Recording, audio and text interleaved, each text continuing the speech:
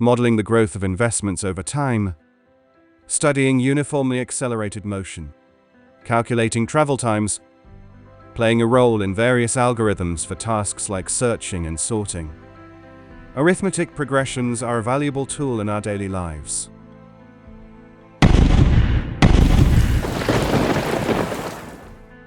Hello, my friends. Welcome back to your channel. Today, we're diving into the world of arithmetic progression. As you may already know, it's one of the fundamental concepts in mathematics. So, let's delve into this intriguing topic together. This equation consists of 4 elements. The first term is A1, representing the initial term of the sequence.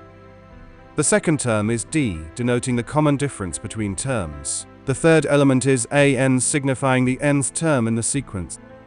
Lastly, we have N, which represents the count of terms in the sequence. Let's illustrate with an example. 1, 2, 3, and so on. As you can observe, the first term is 1. The common difference is determined by subtracting a term's value from its previous term's value. Now let's apply these parameters to the formula. Let's explore another example.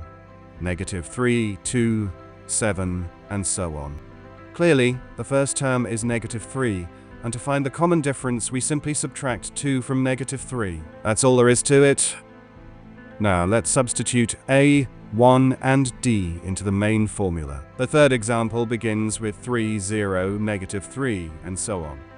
So we define A1 as 3, and by subtracting 0 from 3, we find that D equals -3. Let's substitute these values into the equation. Now, it's time to delve into the summation aspect of arithmetic progression.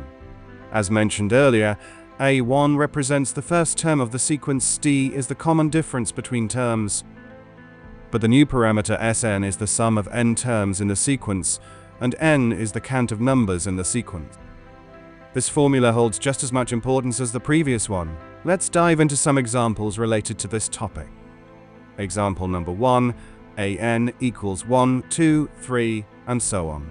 In this example, we are tasked with calculating the summation of n terms in the sequence. As mentioned before, A1 is equivalent to 1, D equals 1. So we can substitute A1 and D into the formula. Finally, we reach to this fundamental equation.